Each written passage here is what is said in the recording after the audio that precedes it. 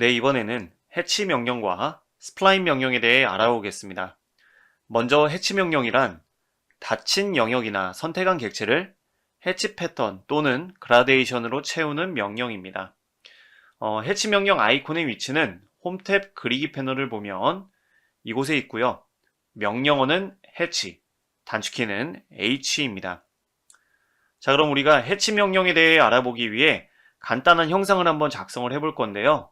먼저 직사각형 명령을 이용을 해서 첫 번째 구석점을 임의의 위치를 지정을 한 다음에 가로는 70, 세로는 50으로 지정을 해보겠습니다. 엔터. 자, 그 다음에 이 안쪽에 우리 폴리곤 명령을 이용해서 삼각형을 하나 그려보도록 할 건데, 이 삼각형을 이 직사각형의 정중앙, 이 가운데 점을 지정을 해서 우리가 삼각형을 그려볼 거예요. 그래서 이때 이 지금 직사각형의 중심점을 쉽게 찾는 방법은 물론 선 명령을 이용을 해서 끝점과 끝점을 있는 선을 그린 다음에 중간점을 기준으로 폴리곤을 작성해도 되지만, 여기 보면 객체 스냅 중에서 객체 스냅 종류 중에 기하학적 중심이라고 있습니다. 이 기하학적 중심 객체 스냅을 활용하면 여러분들이 이 사각형을 분해하기 전에 하나의 폴리선인 상태일 때 이 사각형의 중심점에 기하학적 중심 객체 스냅이 활성화됩니다. 한번 해볼게요. 자, 저는 폴리곤 명령을 실행을 합니다. 그 다음에 면의 수는 3으로 입력을 하고요. 폴리곤의 중심을 지정하기 위해서 이 사각형에 마우스 커서를 올리면 다음과 같이 기하학적 중심 객체 스냅이 활성화됩니다.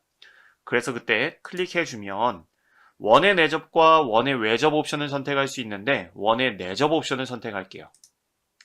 그 다음에 원의 반지름은 저는 15로 지정을 해보겠습니다. 15 엔터 눌러주면 다음과 같이 먼저 그린 이 사각형 중심에 이 중심점을 기준으로 폴리곤의 중심을 지정을 해서 다음과 같이 삼각형도 그렸습니다. 자, 이렇게 형상이 준비가 되었다면 우리 해치 명령을 이용을 해서 이곳에 한번 패턴을 채워보도록 하겠습니다. 자, 해치 명령을 실행을 하면 다음과 같이 해치 작성 상황별 리본 탭이 나타납니다. 이곳에서 여러분들이 해치를 어느 곳에 삽입할 건지 첫 번째 경계를 지정해 준 다음에 그 다음에 패턴의 종류를 선택해 주고 특성과 관련한 설정을 한 다음에 닫기 해치 작성을 누르면 해치 패턴 작성이 완료가 되는데요. 먼저 경계를 지정하는 방법에는 선택점이라는 방법과 여기 있는 선택, 경계 객체 선택하는 방법이 있습니다. 저는 이 선택점을 눌러서 아마 기본적으로 선택이 되어 있을 건데 그 상태로 현재 사각형과 삼각형 사이에 마우스 커서를 올리면 이곳을 지정을 했을 때 다음과 같이 패턴이 채워진다고 미리 보기로 확인이 돼요. 그 상태로 클릭해서 내부점을 선택을 하겠습니다. 자, 그러면 이 영역이 지금 현재 해치 패턴의 경계로 지정이 됐고요. 그 다음에 여러분들이 여기서 기본적으로 제공되는 다양한 패턴 중에서 여러분들이 사용할 패턴을 선택을 해주시면 됩니다. 저는 여기 있는 ANSI 31을 선택을 해보겠습니다. 그 다음에 특성을 지정해 줘야 되는데 여기서 특성 중에는 색상을 지정할 수도 있고요. 그 다음에 패턴의 각도를 지정하고 또는 패턴의 축척, 스케일을 지정할 수 있습니다.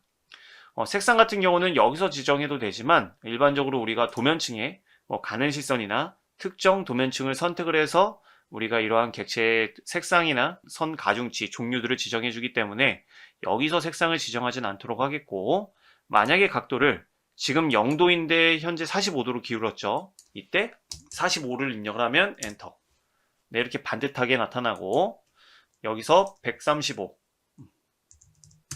입력하면 이렇게 수평으로 나타납니다. 그래서 여러분들이 패턴의 각도를 지정을 해주고 그 다음에 여기 있는 지금 해치 패턴 축척은 여기 있는 비율이에요. 그래서 이 간격에 대한 비율을 조정을 해서 예를 들어서 2를 입력을 하면 엔터.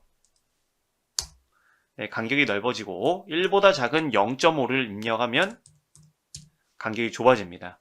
그래서 여러분들이 작성하고 있는 형상의 크기와 그 다음에 상황을 고려를 해서 각도와 축적 비율 등을 조정을 해주시고 그 다음에 전부 다 지정이 됐다면 닫기 해치 작성을 눌러주시면 다음과 같이 해치 패턴이 작성이 완료됩니다.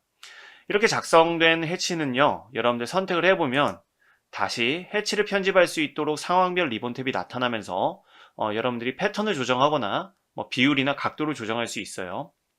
그래서 저는 다시 0도로 수정을 해보고 엔터. 그 다음에 여기 있는 비율은 1로 조정을 하겠습니다. ESC. 이렇게 해서 여러분들이 해치 패턴을 지정한 경계 영역에 작성을 할 수 있습니다. 그럼 이번에는 다른 경계 선택 방법으로 다시 한번 패턴을 작성을 해볼게요. 자, 이 패턴은 선택해서 지운 다음에 다시 한번 해치 명령 실행하고 이번에는 선택점이 아니라 객체를 선택하는 경계 객체 선택을 눌러주겠습니다. 그 다음에 예를 들어서 여러분들이 이 사각형을 하나만 선택을 하면 사각형 내부의 패턴이 채워지고요. 여기 있는 삼각형까지 선택을 하면 이 사각형과 삼각형 사이에만 패턴이 다음과 같이 채워집니다. 그래서 이렇게 선택을 해서 채워주셔도 되고 ESC 누른 다음에 다시 명령 실행해서 그냥 패턴이 추가가 됐네요. 지워주시고 해치 선택 쭉 드래그해서 엔터를 해주시면 엔터를 안 해줘도 그냥 선택이 되네요. 쭉 드래그만 해주시면 선택한 객체와 객체 사이 영역에 다음과 같이 패턴이 추가가 됩니다. 저는 이번에 여기 있는 맨 마지막에 유저라는 패턴을 선택을 해볼게요. 자, 유저를 선택을 하고 이 유저 패턴은 기본적으로 0도일 때는 수평 방향입니다. 그래서 45도로 기울여주고 그 다음에 또 유저 패턴의 특징은 이게 해치 패턴 축척이 아니라 간격이에요. 그래서 이 간격은 단위가 밀리미터인데 예를 들어서 3을 지정하면 3mm, 2를 지정하면 2mm로 간격이 지정이 됩니다. 자, 그 상태로 엔터를 눌러주시고 그 다음에 닫기를 누르기 전에 한 가지만 말씀을 드릴게요. 여기서 보면 연관이라는 옵션이 있습니다. 이 연관이라는 옵션은 여러분들이 연관을 선택한 상태로 해치 작성을 완료해 주시면 경계가 수정되었을 때 이 연관된 해치 객체가 자동으로 업데이트 됩니다. 이게 무슨 말이냐? 이 상태로 ESC 또는 닫기를 눌러서 작성을 완료해 준 다음에 만약에 이 사각형의 크기가 변경이 되었다. 그냥 저는 직교 모드가 켜진 상태로 여기 있는 그립, 클릭해서 쭉 늘려서 클릭해 주면 경계를 따라서 이 패턴의 영역도 수정이 됩니다. 다시 한번 쭉 줄여볼게요. 클릭 해서 이렇게 경계를 따라서 해치 영역이 수정되어서 업데이트되는 옵션이 연관이라는 옵션이에요. 그러면 이 연관이라는 옵션이 해제되면 어떻게 되느냐? 자, 해치를 선택하고 이번에는 연관을 해제해 볼게요. 클릭. 그 다음에 ESC 누르고 다시 한번 이 지금 사각형을 쭉 늘려보면 어떻게 돼요? 사각형이 늘어나도 이 패턴은 그대로 현재의 모양을 유지하고 있습니다. 그래서 연관된 해치는 여러분들 경계가 수정이 되었을 때, 경계의 범위가 수정되었을 때 이 패턴의 영역 또한 자동으로 업데이트 해주는 그러한 옵션이다 라는 말씀을 드리면서 한 가지만 더 말씀드리면 해치는요, 분해가 가능합니다. 분해를 하면 지금은 하나의 객체로 선택이 되는데 분해하면 각각의 선으로 선택이 돼요. 하지만 분해하면 되돌릴 수는 없어요. 같이 한번 확인해 보겠습니다. 자, 선택된 상태로 여기 있는 익스플로드 해치 패턴만 선택을 해야겠죠. 익스플로드 분해를 하면 어떻게 되나요? 네, 전부 다 선으로 객체가 분해됩니다. 그래서 아마 여러분들이 선택을 한 다음에 특성 팔레트를 실행을 해보면 다음과 같이 해치 객체가 아니라 선 객체로 분해된 걸 확인할 수 있습니다. 자, 그래서 해치 또한 여러분들 패턴을 작성한 다음에 분해하는 건 좋지 않아요. 왜냐하면 수정하기도 어렵고 관리하기도 어렵습니다. 하지만 도면을 작성하다 보면 어쩔 수 없이 분해해야 되는 경우가 분명히 있을 수 있습니다. 그래서 최대한 분해를 하지 않는 게 좋지만 여러분들 분해도 가능하다라는 말씀을 드리면서 해치 패턴에 대한 설명은 이것으로 정리를 하도록 하고요. 바로 이어서 스플라인 명령에 대해 알아보겠습니다. 자, 우리 이 형상은 선택을 해서 전부 지워주시고 자, 스플라인 명령에 대해서 알아볼 건데 먼저 스플라인이란 부드러운 곡선을 그릴 수 있는 명령으로 오토캐드에서 작성할 수 있는 스플라인 곡선의 종류는 스플라인 맞춤이라는 명령하고요. 스플라인 CV라는 명령이 있습니다. 이 스플라인 명령 아이콘은 그리기 패널을 확장해보면 네, 이곳에 스플라인 맞춤, 그 다음에 스플라인 CV라고 있는데 둘 다 명령은 동일합니다. 그래서 이러한 명령들은 어떻게 우리가 실행을 했었죠? 스플라인 명령으로 실행을 한 다음에 옵션을 통해서 맞춤을 선택할 수도 있고 CV로도 선택을 할 수 있습니다. 자, 스플라인 명령을 알아보기 위해서 저는 선을 이용해서 지그재그로 선을 간단하게 한번 그려볼게요. 직교 모드를 끈 상태로 클릭, 클릭, 클릭, 클릭, 클릭, 클릭, ESC. 자, 그 다음에 이곳에 각 여기 있는 점들을 클릭을 해서 스플라인 맞춤이라는 명령으로 우리 부드러운 곡선을 작성을 해보고 스플라인 CV라는 명령으로 부드러운 곡선을 작성해 보겠습니다. 자, 먼저 저는 첫 번째 스플라인 맞춤 명령을 실행해 볼게요. 여기 간단하게 툴팁에 소개가 되어 있는데 맞춤점을 사용하여 스플라인을 그린다라고 설명이 되어 있습니다. 자, 명령을 실행하면 첫 번째 점을 지정하라고 나오죠. 그때 저는 이 선에 여기 있는 끝점을 클릭을 하겠습니다. 클릭. 그 다음에 다음 점을 입력하라고 나오는데 이 점을 클릭. 그 다음에 클릭, 클릭, 클릭, 클릭, 클릭해주고 그 다음에 다음 점 입력하라고 하는데 우리가 작성을 마치려고 한다면 그냥 엔터를 눌러주시면 다음과 같이 스플라인 맞춤을 이용을 해서 부드러운 곡선을 작성을 했습니다. 이 스플라인 맞춤의 특징은 클릭한 점을 지나가는 부드러운 곡선을 작성해주는 그러한 명령이고요. 바로 이어서 스플라인 CV 명령으로 작성을 해볼게요. 다시 스플라인 CV 그 다음에 이 끝점 클릭, 클릭, 클릭, 클릭, 클릭, 클릭, 클릭, 엔터 해주시면 이번에는 어떻게 됐나요? 처음 첫 번째 지정한 점과 마지막 끝점은 지정한 점의 위치에 있지만 클릭한 이 점, 여러분들이 클릭한 점 사이에 아주 부드럽게 이렇게 곡선이 작성되어서 스플라인 곡선이 완성이 되었습니다. 이게 스플라인 CV인데요. 개인적으로 한 가지 말씀을 드리자면 저는 스플라인 맞춤이라는 옵션으로 부드러운 곡선을 주로 많이 사용을 하고 스플라인 CV는 잘 사용하진 않아요. 왜냐하면 스플라인 맞춤 같은 경우에는 여러분들이 클릭한 점을 지나가기 때문에 이 지금 부드러운 이렇게 곡선의 모양을 조정하기가 굉장히 쉽습니다. 선택해서 이 그립을 이용해서 여러분들이 그립의 위치를 조정을 해주면 이 곡선의 모양이 쉽게 이렇게 제어가 가능한데 이 CV라는 방법으로 그린 이 곡선은 조정은 가능하지만 여러분들 여기에 이 클릭한 지정한 점과 점 사이에 아주 이렇게 부드럽게 지나가는 곡선이라서 맞춤보다는 개인적으로는 조정이 좀 어렵다고 생각이 돼요. 그래서 맞춤과 CV는 다음과 같은 차이가 있고 여러분들이 사용해 보시면서 좀 더 편하게 사용할 수 있는, 편하게 수정하고 관리할 수 있는 스플라인 곡선 방법으로 부드러운 곡선을 작성해 주시면 되겠습니다. 한 가지만 좀 말씀을 드리면 여기에 명령어가 스플라인이라고 되어 있는데 한번 명령을 실행해 볼게요. 스플라인. 자, 그 다음에 여기서 지금 나와 있는데 방법, 메서드라고 해서 어떤 게 있냐면 맞춤 옵션과 CV라는 옵션이 있습니다. 그래서 이 맞춤 옵션과 CV라는 옵션을 각각의 아이콘으로 지금 구분을 해 놓았던 거고요. 각각의 아이콘으로 구분을 해 놓았던 거고 여러분들이 명령어를 이용해서 실행하셔도 좋고 다음과 같이 아이콘을 이용해서 실행하셔도 좋습니다. 자, 그러면 제가 간단하게 마치기 전에 이러한 스플라인 곡선을 언제 그릴 수 있는지 간단하게 한 예만 소개를 해드리고 설명을 마치겠습니다.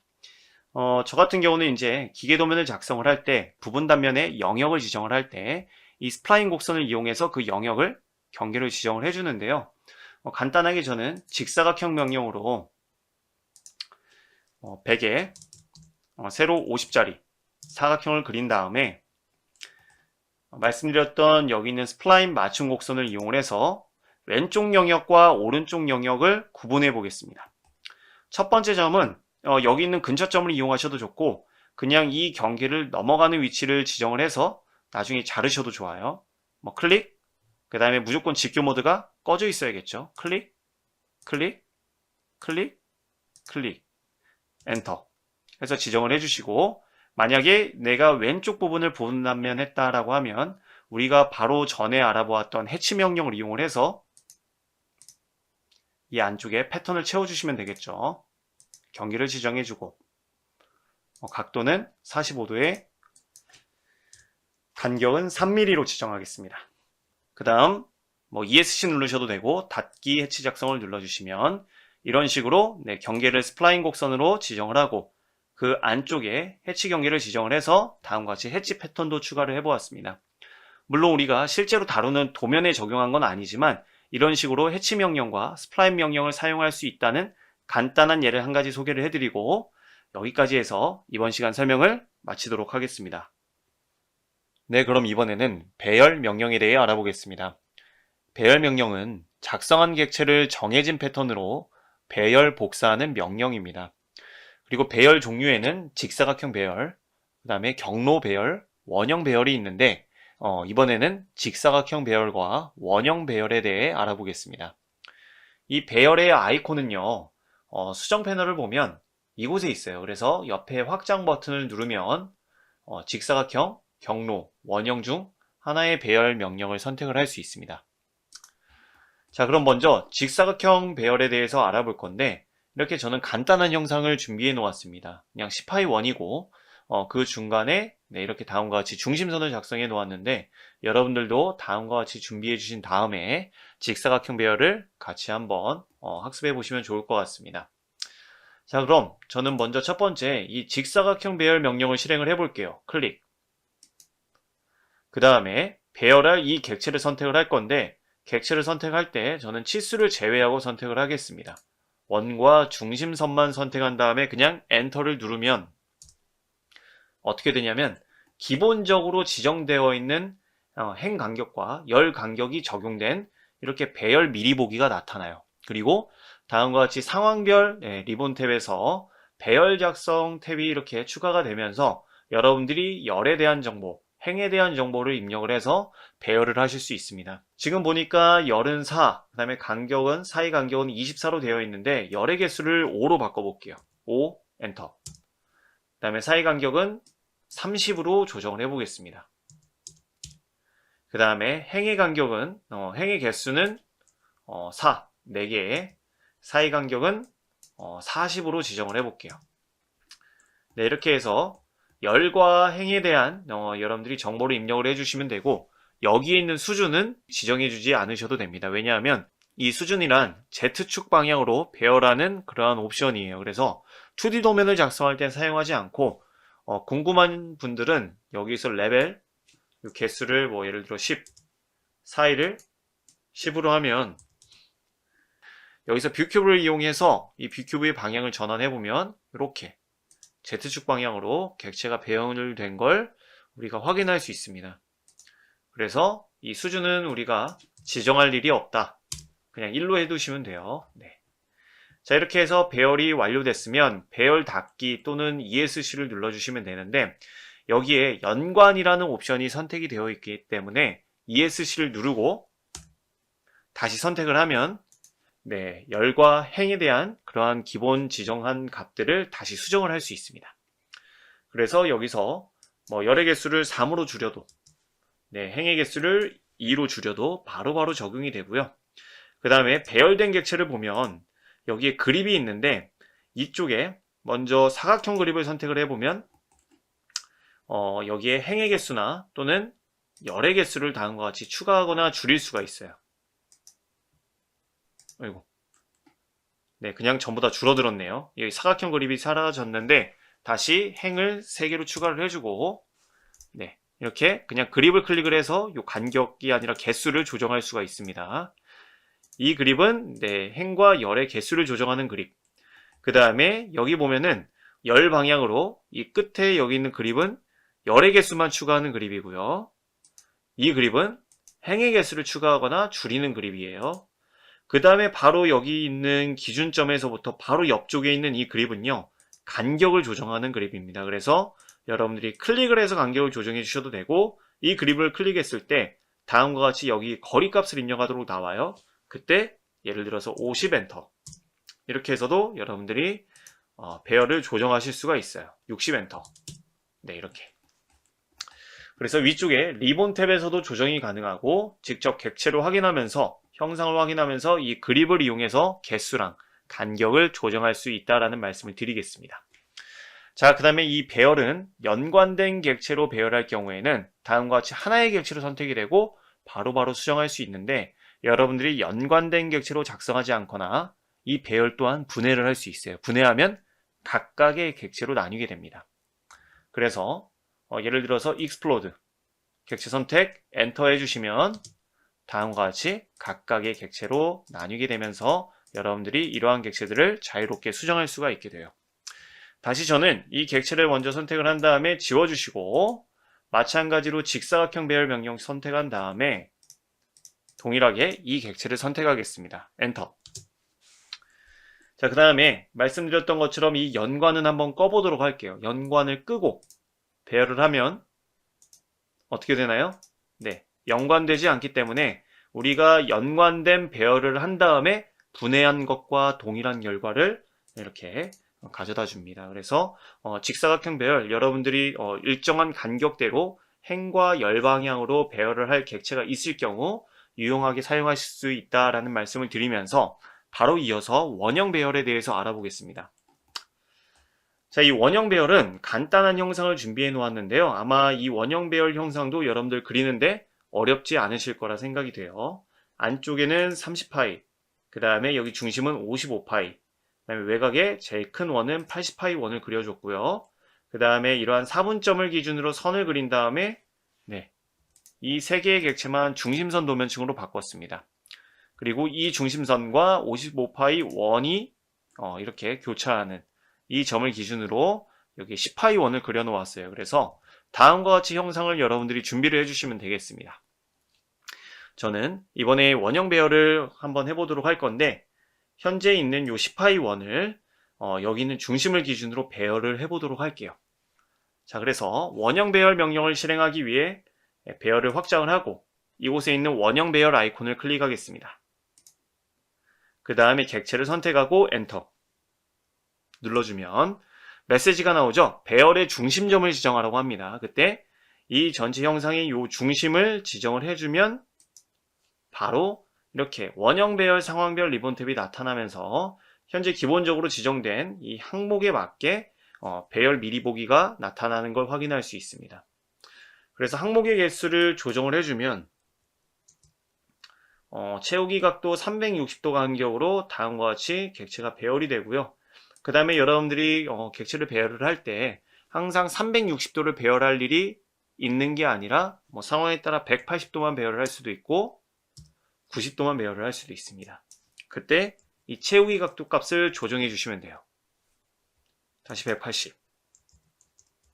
그 다음에 여기 보면 방향이라고 있는데, 이렇게 지금 기준 객체로부터 반시계 방향으로 배열이 되는데 나는 180도 배열하고 싶지만 시계 방향으로 배열하고 싶다라고 할 경우에는 이 방향을 눌러서 반대 방향으로 전환하실 수 있습니다.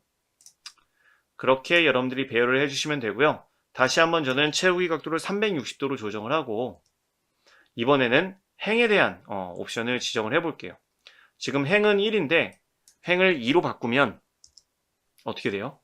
중심점을 기준으로 밖으로 배열할 행의 개수를 추가를 하게 된 겁니다. 여러분들이 상황에 따라서 이런 중심점을 기준으로 이 바깥 방향으로 객체를 배열할 경우가 분명히 있을 거예요. 그때 이 행이라는 옵션을 사용해 보시면 되고, 저는 실제로 도면을 작성할 때 아마 거의 사용해 보진 않은 것 같습니다. 하지만 이렇게 여러분들 객체를 배열할 수 있다라는 말씀을 드리고, 그 옆에 있는 이 수준은 여러분들 이제 잘 알고 계시겠죠? 네, G축, Z축 방향으로 배열하는 옵션으로 2D 도면을 작성할 땐 사용할 일이 없는 옵션입니다. 끝으로 이 연관도 잘 알고 계실 것 같아요. 연관을 누른 상태로 여러분들 ESC를 눌러주시면 연관된 배열 객체로 작성되면서 다음과 같이 하나의 객체로 선택이 되고 다시 이러한 항목들을 아주 쉽게 수정할 수 있습니다. 자, 굉장히 간단하죠? 그러면 이 원형 배열 명령을 마치기 전에 한 가지만 말씀을 드리도록 할게요. 자, ESC 눌러서 명령을 종료해 주시고 이 객체도 선택해서 델리트 키로 지워주겠습니다. 자, 그 다음에 저는 일부러 직사각형 명령을 이용을 해서 여기 4분점 끝점을 기준으로 이쪽 방향으로 작은 사각형을 하나 그려볼게요. 자, 직사각형 명령 실행을 해서 이 4분점을 기준으로 우측 방향으로 이러한 사각형을 크기를 지정을 해볼까요? 가로 7mm에 세로 7mm로 7? 8mm, 네, 가로 5mm. 네, 이렇게 가로 5mm에 세로 8mm 사각형을 다음과 같이 엔터를 눌러서 작성을 하겠습니다. 자, 그 다음에 다시 한번 원형 배열 명령을 실행을 한 다음에 이 객체를 선택하고 엔터. 그 다음에 배열의 중심점은 이 원의 이 중간점을 클릭을 해주면 다음과 같이 여길 중심으로 배열이 되는데, 이때 여기 보면 항목 회전이라는 옵션이 있어요. 이 항목 회전이라는 옵션은 배열할 때 이 항목을 회전할지 말지 결정하는 옵션으로 지금은 회전하면서 지금 배열이 되는 건데, 이 옵션을 체크 해제하면 어떻게 돼요?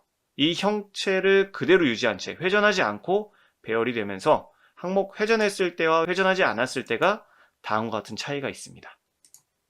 그 다음 배열 닫기 또는 ESC를 눌러주면 다음과 같이 배열이 완료가 돼요. 자, 그래서 우리가 이번에는 직사각형 배열과 원형 배열에 대해서 알아보았고, 아마 명령 사용 방법이 굉장히 간단하기 때문에 어렵지 않게 사용하실 수 있을 거라 생각합니다. 그럼 이것으로 이번 시간의 설명을 마치도록 하겠습니다. 그럼 이번에는 신속선택 명령에 대해 알아보겠습니다. 신속선택이란 객체를 유형과 특성을 기준으로 필터링해서 선택하는 명령인데요. 우리가 지금까지 객체를 선택할 땐 클릭해서 선택을 하거나 또는 윈도우 선택, 걸치기 선택 방식으로 드래그해서 선택을 했었는데, 이 신속 선택 명령을 활용을 해서 유형과 특성을 기준으로 선택해 객체를 수정한다면 여러분들이 굉장히 작업을 하는데 효율성을 더욱더 높일 수 있을 거라 생각합니다. 자, 이 신속 선택 명령 아이콘은요, 리본의 유틸리티 패널을 보면 이곳에 있습니다. 그리고 명령어는 QSelect이고요.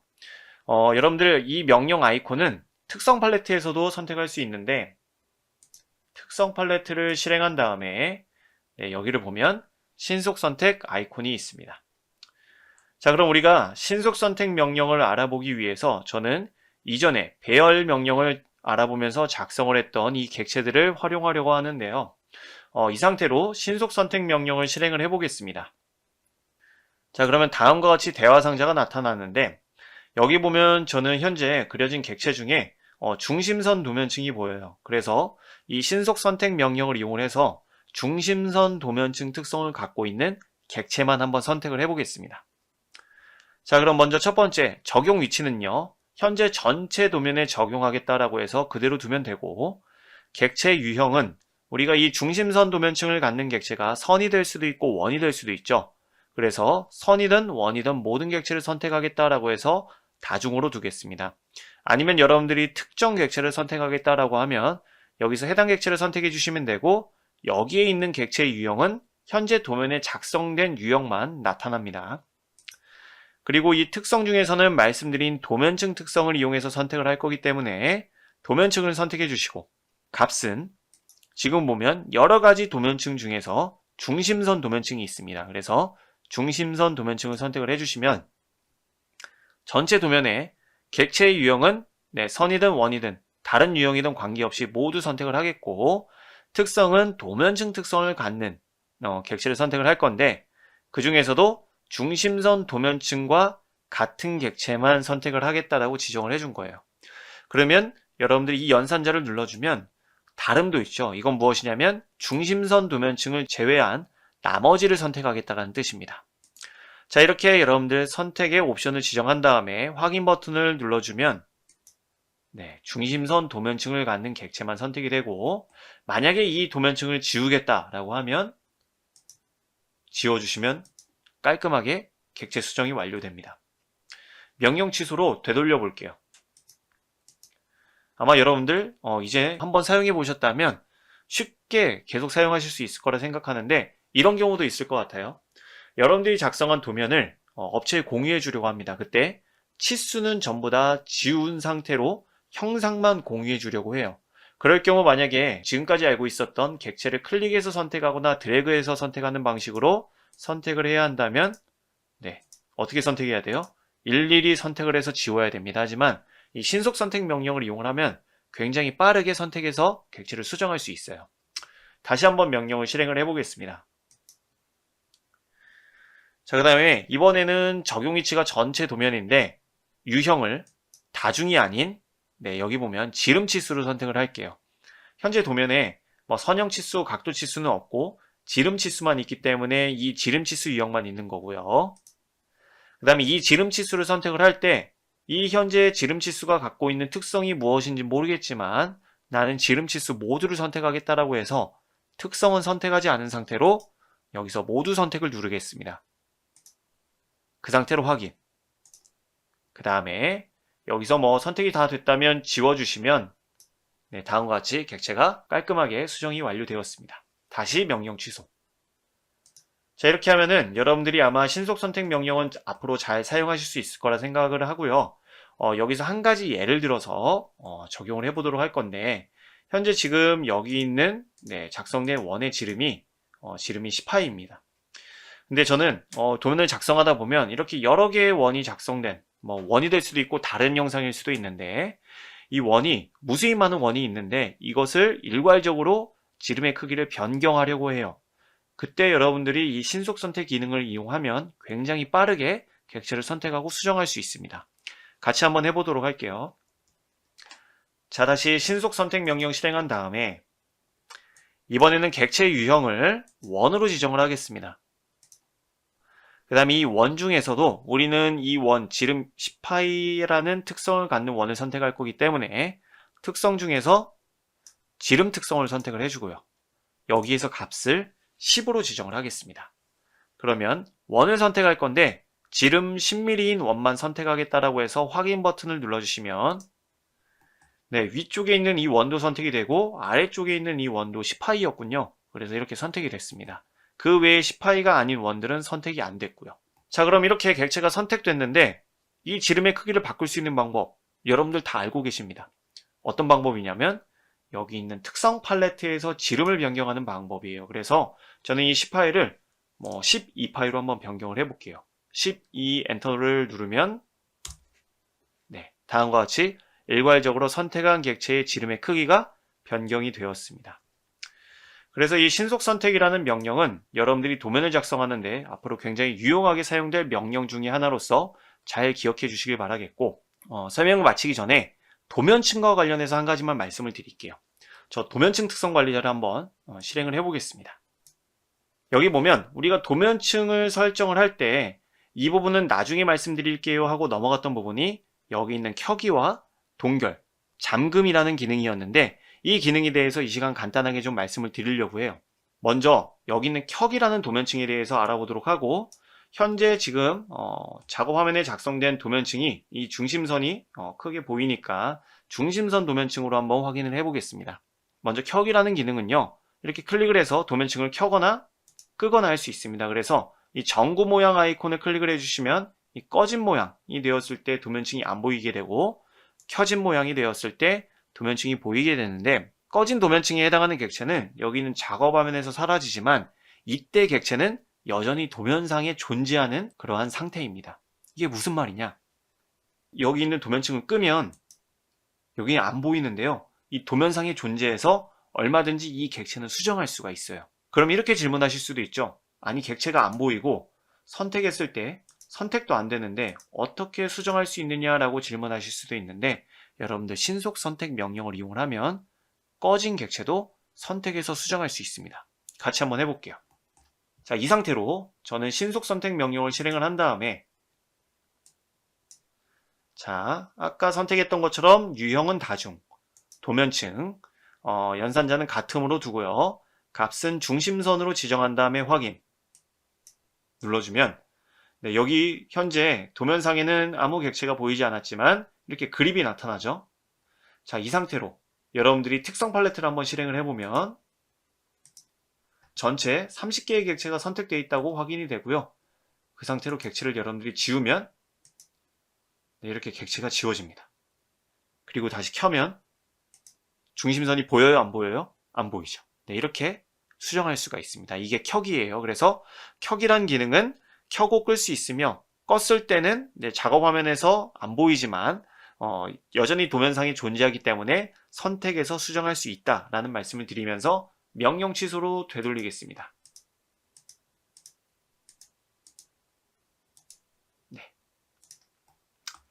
자, 그 다음에 동결 다음에 있는 잠금부터 알아보도록 할게요. 잠금은 여러분들 클릭해서 보면 이렇게 자물쇠가 잠궈집니다. 그리고 도면상에서 이 잠긴 객체는 약간 어둡게 표시돼요.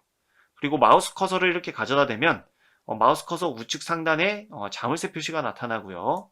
객체는 선택이 되지만 어떤 상태가 되냐면 수정이 불가능합니다. 그래서 잠긴 도면층에 있는 객체들은 보이지만 수정을 할 수가 없습니다. 무슨 말이냐? 선택을 해서 여러분들이 지워주면 선택이 안 돼요. 잠긴 도면층이 있다고 선택이 안 됩니다. 그래서 잠긴 도면층은 나타나지만 수정이 안 되고, 하지만 이렇게 잠긴 도면층을 활용해서 다른 객체를 그릴 때 객체 스냅들은 활성화돼요. 이게 잠긴 도면층의 특징입니다. ESC. 이렇게 해서 잠금이라는 기능에 대해서 설명을 드렸고, 마지막으로 동결에 대해서 말씀을 드릴게요.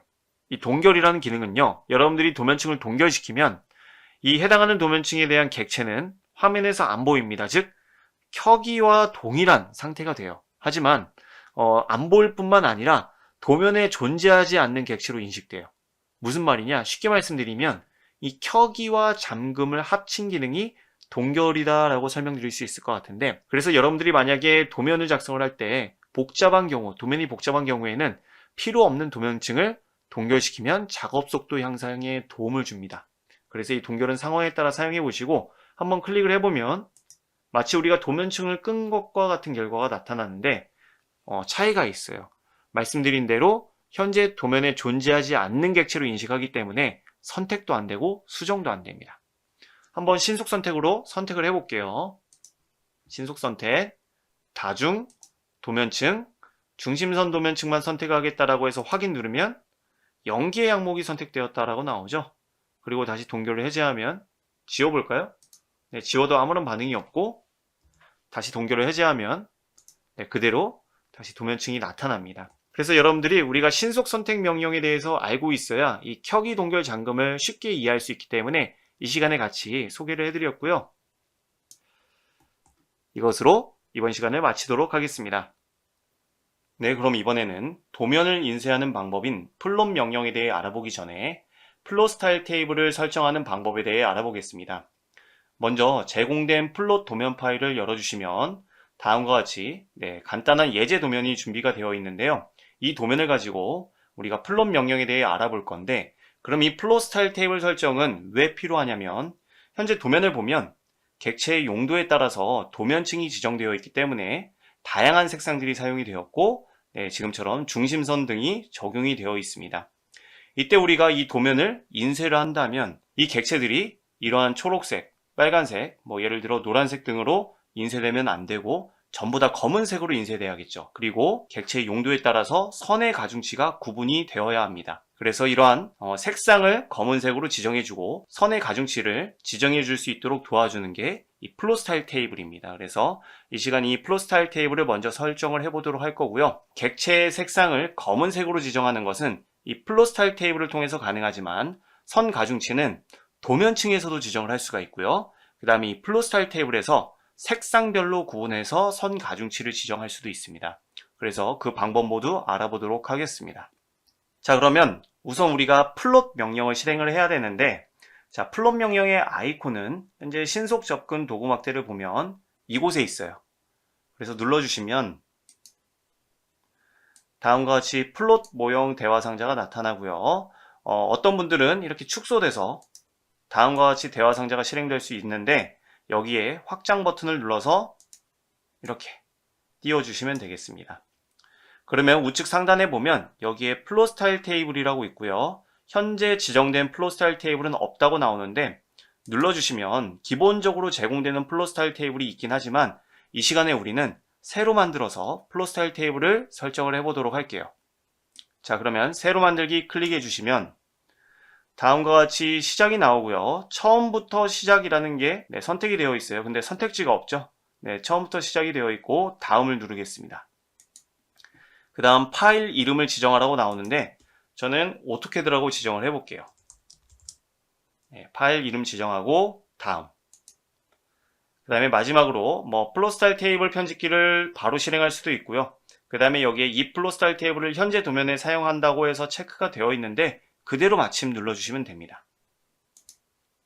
그러면 다음과 같이 오토캐드라는 이름의 플롯 스타일 테이블이 하나가 추가되었는데 이 플롯 스타일 테이블을 편집하려면 선택된 상태로 옆에 있는 편집 버튼을 눌러주시면 됩니다. 자, 눌러주시면 다음과 같이 플롯 스타일 테이블 편집기가 나타납니다. 여기서 우리는 도면에 사용된 색상들을 검은색으로 인쇄될 수 있도록 설정해 줄 수 있는데 옆쪽에 이곳 플롯 스타일을 보면 지금 색상 1부터 255번까지 있습니다. 여기 있는 플롯 스타일 색상은요, 현재 여러분들이 여기 있는 작업 화면에 사용한 색상들이다 라고 보시면 될 것 같아요. 근데 지금 색상이 번호로만 구분이 되어 있는데 이 번호가 무엇이냐면 1번이 빨간색이고요, 노란색, 초록색, 하늘색, 파란색, 선홍색, 색상 7번이 흰색입니다. 그래서 제가 도면층을 설정을 할 때 말씀을 드리긴 했는데 웬만하면 아래쪽에 있는 표준 색상부터 사용해 달라고 말씀드린 이유가 이 이유예요. 그럼 잠시 취소 누르고 일단 취소 누르고 도면층 특성 관리자를 실행해 보겠습니다. 그 다음에 아무 도면층이나 하나 색상을 클릭해 주시면 여기에 색상 선택 대화 상자가 나타나는데 제가 이 아래쪽에 있는 색상을 먼저 사용해 달라고 말씀드렸고 제가 빨간색을 눌렀을 때 첫 번째를 눌렀을 때 색상이 빨간색이라고 나오지만 위에 여기 색인 번호는 1번이라고 나오죠. 2, 3, 4, 5, 6, 7번입니다. 그래서 여러분들이 플롯 스타일 테이블의 플롯 스타일 색상을 선택을 할 때 여기 있는 이게 1번이고요. 2, 3, 4, 5, 6, 7번입니다. 그래서 이곳의 색상을 우선 사용해 주시고 그 이후에 이 색상 외에도 더 추가를 하려면 나머지 색상을 선택해 달라고 한 이유가 그 이유 때문이었습니다. 자, 그 상태로 취소, 닫기 눌러주시고 다시 한번 플롯 명령 실행한 다음에 오토캐드 플롯 스타일 테이블을 편집. 자, 그래서 왼쪽에 있는 이 플롯 스타일은 현재 도면에 사용된 색상이라고 보시면 되고요. 그럼 이 색상을 옆쪽에 특성을 보면 어떻게 인쇄를 할 거냐라고 해서 색상을 지정해 줄 수 있는데 현재 특성의 색상은 어떻게 되어 있나요? 객체 색상 사용이라고 되어 있죠. 그러면 우리가 인쇄를 하면 어떻게 되느냐면 빨간색으로 인쇄가 됩니다. 그리고 노란색은 노란색으로 인쇄가 돼요. 그래서 여기 있는 플롯 스타일 색상들의 특성이 객체 색상 사용이 아니라 검은색으로 지정을 해주어야만 인쇄를 했을 때 도면을 검은색으로 인쇄를 할 수 있어요. 그래서 저는 현재 도면에 사용된 색상이 1번에서부터 7번까지밖에 없기 때문에 하나씩 선택해서 색상을 검은색으로 바꿔주셔도 되고 그 다음에 1부터 7번까지 Shift 버튼을 누른 상태로 클릭해 주시면 한 번에 선택이 됩니다. 그 상태로 검은색을 지정해 주시면 도면에 1번에서 7번까지 사용된 색상은 인쇄를 할 때 검은색으로 인쇄가 됩니다. 이렇게 해서 우리가 도면을 인쇄할 때 색상을 검은색으로 지정을 했고요. 두 번째는 선의 가중치를 지정할 수 있는데 아까 제가 앞에서 간단하게 말씀드렸을 때 이 선의 가중치는 플롯 스타일 테이블에서 색상별로 구분해서 지정을 할 수도 있고 도면층에서도 지정할 수 있다고 말씀을 드렸어요. 무슨 말이냐? 여기서 저장 및 닫기를 누르고 취소, 다시 한번 도면층 특성 관리자로 들어가면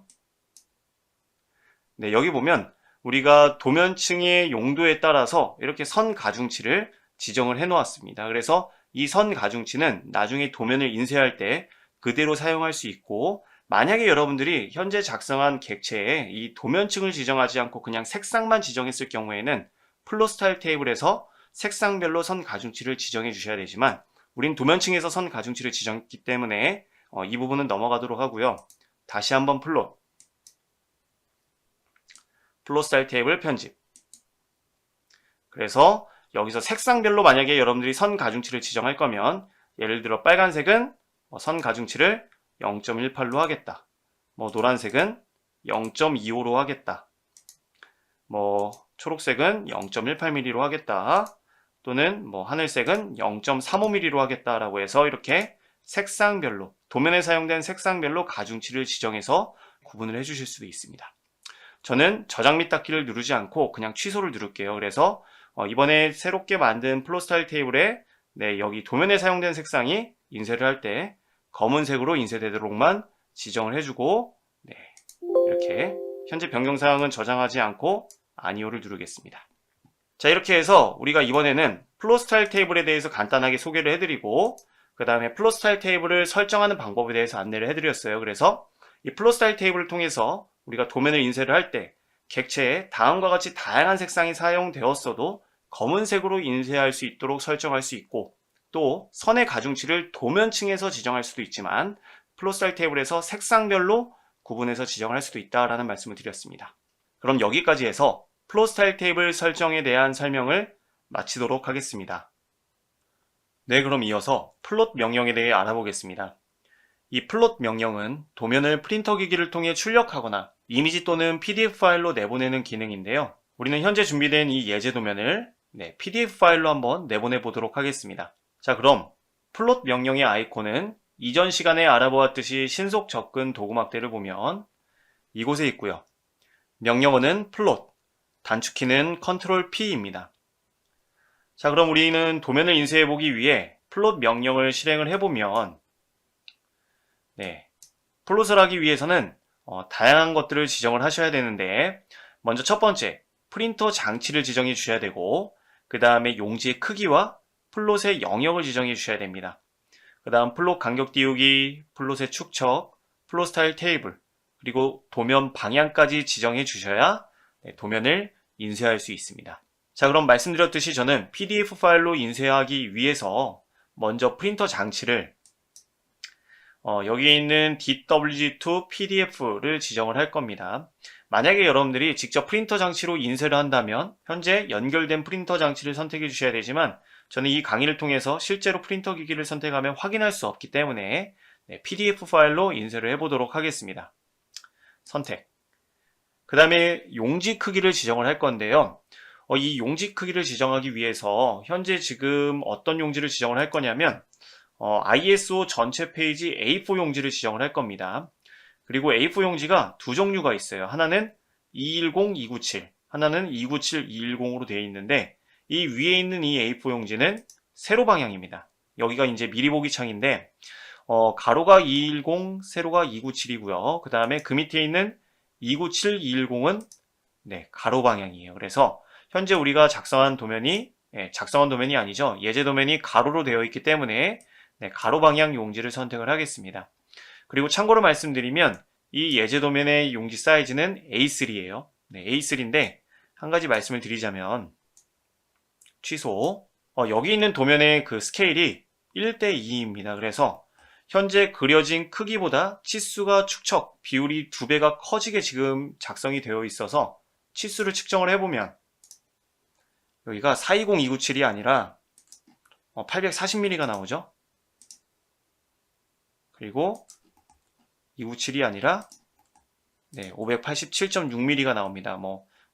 840, 588보다 조금은 작은 값이 나오는데, 이게 왜 그러냐면 치수 스타일에서 여기 있는 측정 축척 비율이 2로 되어 있어서 그래요. 이것을 1로 바꾸면 닫기.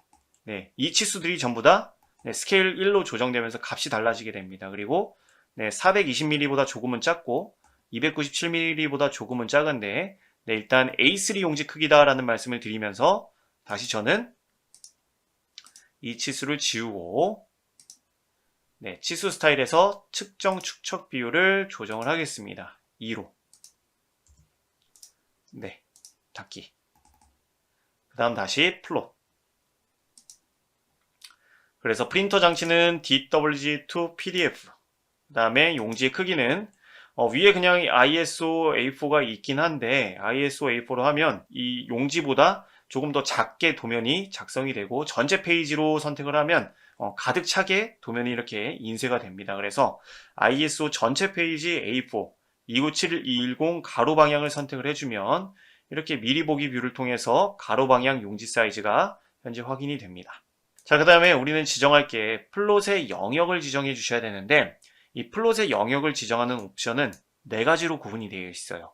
그래서 이 4가지 옵션에 대해서 하나하나 말씀을 드리겠습니다. 먼저 첫 번째에 있는 범위는요, 현재 작업 화면에 작성된 모든 객체를 여기 있는 지정된 용지에 플롯해주는 기능입니다. 그래서 여러분들이 한 장의 도면을 작성을 했을 때 이 범위를 사용하시면 돼요. 그래서 저는 이 범위를 사용할 건데, 이 범위는 주의할 점은 만약에 지정된 용지 사이즈 밖에 다른 객체들이 있으면 그 객체들도 용지에 담아주는 기능이기 때문에 이 범위는 딱 그 용지 안에만 객체가 작성되어 있을 경우에 사용하게 된다라는 말씀을 드리겠고, 이 윈도우라는 플롯 대상은 도면에서 사용자가 지정한 부분을 플롯해주는 그러한 옵션입니다. 그래서 윈도우로 예를 들어서 선택을 하면 내가 이 영역만 플롯을 하겠다 라고 이렇게 지정을 해줄 수가 있어요. 일단 우리가 플롯 대상을 선택하는 것에 따라서 어떻게 결과가 달라지는지 한번 미리 보기 뷰를 확인을 해볼게요. 자, 일단 용지 크기는 A4 가로 방향이고, 그 다음에 현재 이 도면의 절반만 인쇄되게 되는데, 왜냐면 도면의 방향이 세로로 되어 있기 때문에 그렇습니다. 가로로 바꿀게요. 그 다음에 첫 번째 범위를 선택한 다음에 미리 보기. 그러면 이 용지에 지금 약간 플롯의 중심이 맞지는 않지만 현재 도면이 이렇게 담기게 되고요. ESC. 그 다음에 윈도우. 그 다음에 윈도우 영역을 저는 예를 들어서 이 영역이 아니라 이 부분만 플롯을 하겠다라고 해서 이렇게 지정을 해주면 미리 보기. 그 영역만 이렇게 지정한 용지 안에 담기게 됩니다. 그래서 윈도우는 말씀드렸던 것처럼 사용자가 지정한 부분을 플롯하는 그러한 옵션이고요. 그 다음에 거의 사용할 일이 없는 이 한계랑 화면 표시는요. 한계는 한계로 정의된 도면 영역을 플롯해주는 옵션인데, limit라는 한계 명령을 이용해서 지정된 영역에 대해서만 플롯해주는 그러한 명령입니다. 그래서 이 한계는 사실 범위와 마찬가지로 한 장의 도면만 작성할 때는 사용하긴 하지만 우리가 모형 공간의 도면을 작성하다 보면 뭐 한 장뿐만이 아니라 두 장, 세 장 작성하는 경우도 있죠. 그래서 그렇게 여러 장의 도면을 작성을 했을 땐 이 범위와 한계는 사용할 일이 없다라고 말씀을 드리면서 이 한계는 우리가 따로 리미트 설정을 하지 않았기 때문에 넘어가도록 하겠습니다. 끝으로 화면 표시는요. 현재 여러분들이 보고 있는 이 작업 화면, 이 뷰를 그대로 용지에 담아주는 거예요. 그렇기 때문에 사용할 일이 없는데, 화면 표시를 선택한 다음에 미리 보기를 눌러주시면 어떻게 돼요? 조금 플롯의 중심이 맞지 않아서 지금 아래쪽으로 이렇게 내려가 보이는데, 옆쪽에 여백 공간까지 그대로 이렇게 정해진 용지에 담아주는 그러한 옵션입니다. 그래서 여러분들이 아마 사용할 옵션은 이 범위와 윈도우 둘 중 하나이지 않을까 생각이 되는데, 저는 이 시간에 범위를 선택을 하겠습니다. 자, 그 다음에 플롯 간격 띄우기는 그냥 플롯의 중심에 맞추겠다라고 해서 플롯의 중심을 체크해 주시고요. 다시 한번 미리 보기를 누르면 이제는 이 용지 안에 도면이 잘 배치된 걸 확인할 수 있을 겁니다. 다시 ESC. 자, 그 다음에 플롯의 축척은 우리가 실제로 도면을 1대1로 출력을 한다, 아니면 1대2로 출력을 한다라고 하면 용지의 맞춤을 체크를 해제하고 여기서 스케일 비율을 직접 지정을 해주시면 돼요. 이렇게 지정을 해주시면 되지만, 나는 실제로 도면을 인쇄할 때 스케일 비율은 크게 중요하지 않고 정해진 용지에 도면 내용이 잘 담기기만 하면 된다라고 하는 경우에는 이렇게 용지의 맞춤을 눌러주시면 되겠습니다. 자, 그 다음 플롯 스타일 테이블은 우리가 바로 이전에 설정해 놓았던 오토캐드 플롯 스타일 테이블을 선택을 해주시고요. 도면의 방향도 가로로 해 놓았기 때문에 미리 보기로 마지막에 확인을 하고, 그 다음 줌인을 해서 이렇게 선의 가중치도 잘 지정됐는지 여러분들이 확인해 주시고, 전부 다 되셨다면 이 미리 보기 상태에서 마우스 오른쪽 버튼, 그 다음에 플롯을 눌러주면 PDF 파일이기 때문에 저장될 위치와 이름을 지정해 주어야 됩니다. 여기서 저는 플롯이라고 이름을 지정해 보겠습니다. 저장.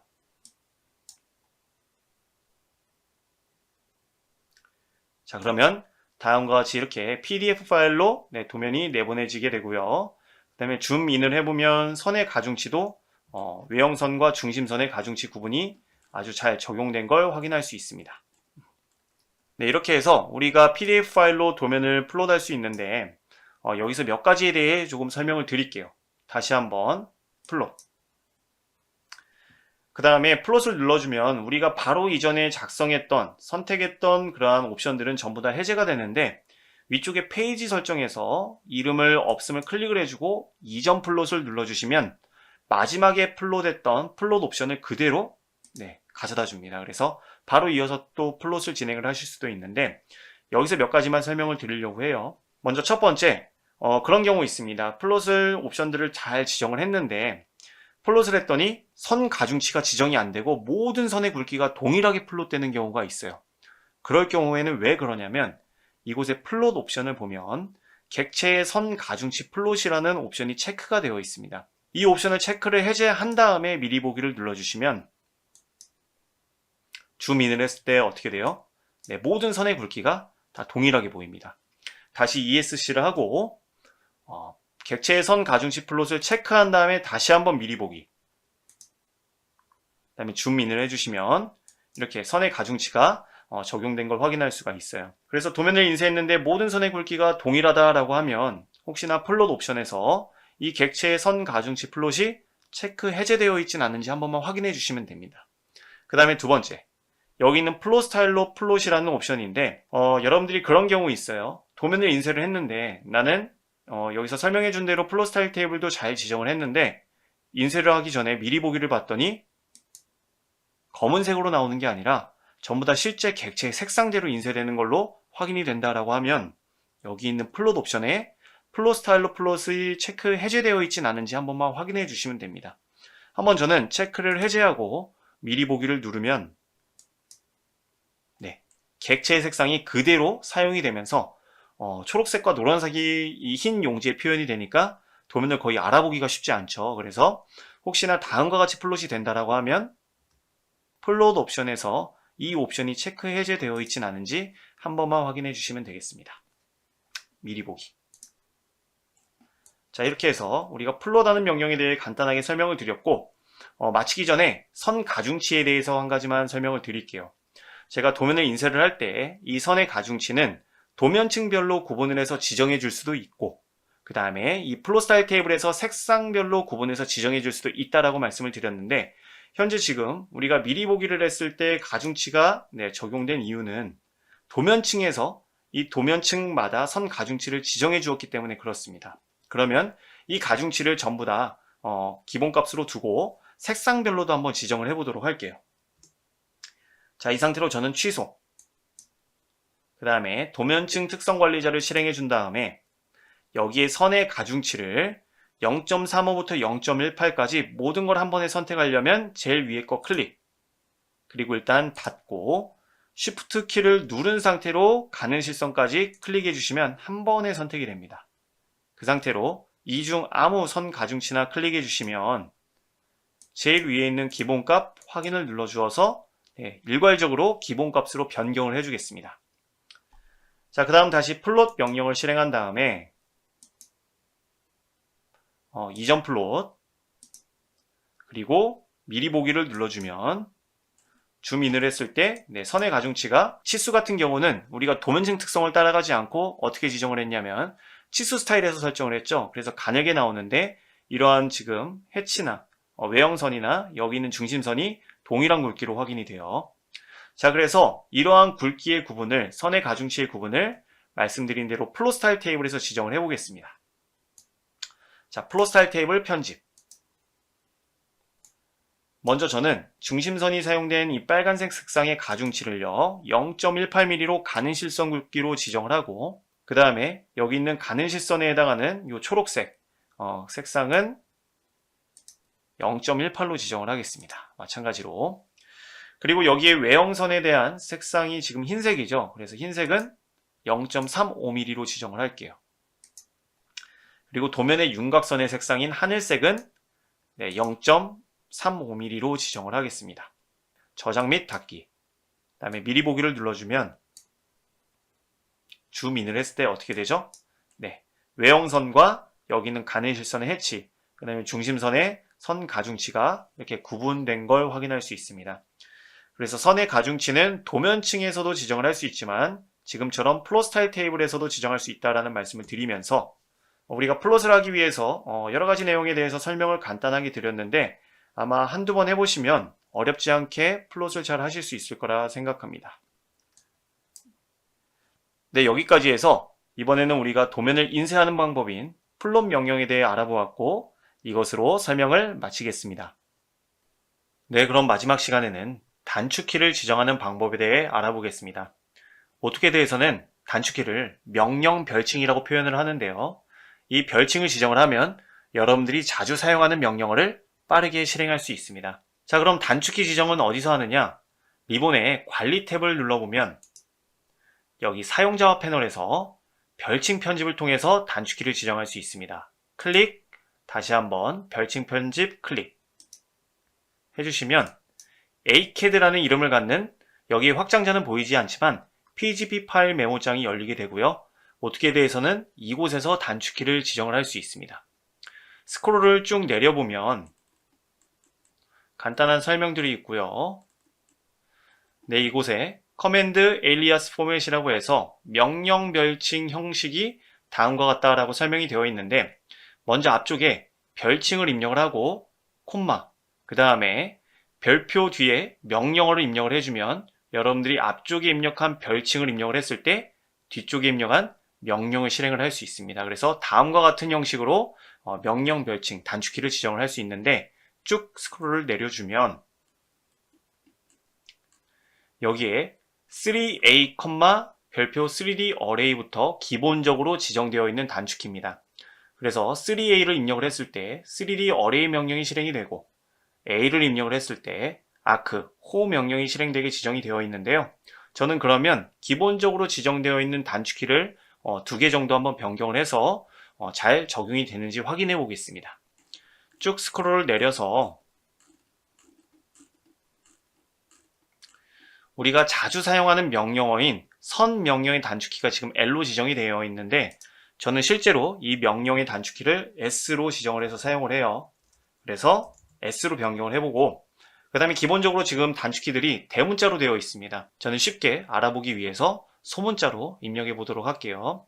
자, 그 다음에 아래쪽에 좀 스크롤을 내려보면 이동 명령이 있고요. 이동 명령의 단축키가 대문자 M으로 지정되어 있는데, 저는 이 단축키를 실제로 사용하는 W로 지정을 해보겠습니다. 자, 이렇게 해서 단축키 변경, 별칭 편집이 완료가 되었다면 파일 저장 해주시면 되고요. 닫기. 이렇게 PGP 파일을 변경을 해주시면 단축키가 바로 적용되진 않습니다. 오토캐드를 재시작해 주셔야 되거나 또는 이 PGP 파일을 초기화해 주셔야 되는데, 재시작하기가 번거로우니까 PGP 파일을 초기화해 볼게요. 자, 그럼 PGP 파일을 초기화하려면 REINIT라는 명령을 입력해서 실행을 해주셔야 되고요. 그때 다음과 같이 재초기화 대화 상자가 나타나는데, 여기에 PGP 파일을 체크하고 확인을 누르겠습니다. 자, 그러면 여러분들이 변경한 PGP 파일이 현재 오토캐드에 적용이 되었는데, S를 눌러보니까 라인이 아니라 스트레치 명령이 실행된다고 나오고요. W를 눌러보니까 무브가 아니라 W 블록이라는 명령이 실행된다고 나와요.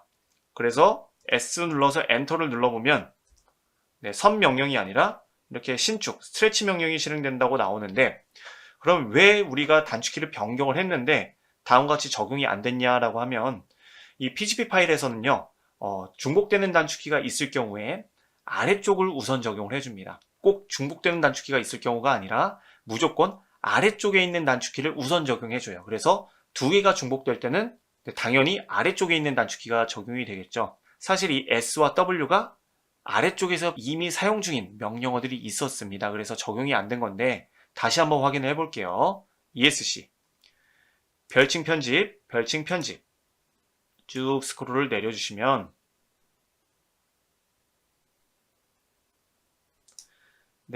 여기 라인에 S를 변경을 했는데, 쭉 스크롤을 내려보면 여기에 보면 스트레치, 신축 명령의 단축키가 S로 지정이 되어 있었고요. 그 다음에 W도 쭉 내려보면 여기 W 블록 명령이 W라는 단축키가 지정이 되어 있었습니다. 그래서 아래쪽이 우선 적용되기 때문에 위쪽에 우리가 단축키들을 지정해도 적용이 안 됐던 겁니다. 자, 그럼 다시 원래대로 라인은 대문자 L, 그 다음에 move, 이동은 대문자 W로 변경을 해주시고, 대문자 W가 아니죠. 대문자 M이죠. 대문자 M으로 변경을 해주시고, 스크롤을 쭉 내려보면 이곳에 User Defined Command Aliases라고 해서 사용자가 정의한 명령 별칭들은 이 아래쪽에 정리해서 관리하라고 이렇게 별도의 공간을 만들어 주었습니다. PGP 파일의 특징 자체가 아래쪽 단축키를 우선 적용하기 때문에 그냥 위쪽의 기본 단축키는 따로 편집하지 말고 이곳에 관리하면 된다라고 이렇게 간단하게 설명이 되어 있는데요. 자, 그럼 저는 위쪽에서 지정했던 단축키들을 다시 한번 여기에 입력을 해볼게요. S를 입력을 했을 때, 컴마. 뭐 한 칸 띄워도 좋고 안 띄워도 좋은데 저는 한 칸을 띄우겠습니다. 그 다음에 별표, line이라는 명령이 실행되도록 하겠다. 엔터. 그 다음에 W를 입력을 했을 땐 별표, 이동 명령이 실행되게 하겠다. move. 엔터. 그 다음에 제가 실제로 사용하는 단축키 1번. 1번은 저는 선형치수 명령을 사용을 합니다. 별표, dim linear 명령을 실행을 하겠다. 라고 입력을 해주고 파일 저장을 해주면 위쪽에 S와 W와 1번이 사용됐는지 관계는 없어요. 왜냐? 무조건 아래쪽을 기준으로 적용을 해주기 때문에. 그 상태로 닫기. 다시 한번 PGP 파일을 초기화하겠습니다. REINIT 엔터. 그 다음에 PGP 파일을 체크를 하고 확인을 눌러주신 다음에 잘 변경이 됐는지 확인해 보기 위해서 S를 눌러보니까 이번엔 라인 명령이 나타나죠. 엔터. 다음과 같이 선을 작성할 수 있고요. ESC. 그 다음에 다시 W. 이동 명령이 실행된다고 나오죠. 엔터. 네, 이동할 수도 있고 끝으로 숫자 1. 네, 선형치수 명령이 실행된다고 나오네요. 엔터. 그래서 이렇게 선형치수 명령을 실행할 수 있습니다. 그래서 여러분들이 단축키를 지정하려면 말씀드렸던 것처럼 PGP 파일에서 기본 단축키를 편집하지 마시고 이 메모장 파일의 제일 아래쪽에 단축키를 입력해서 관리를 해주시면 된다라는 말씀을 끝으로 이번 시간의 설명을 마치도록 하겠습니다.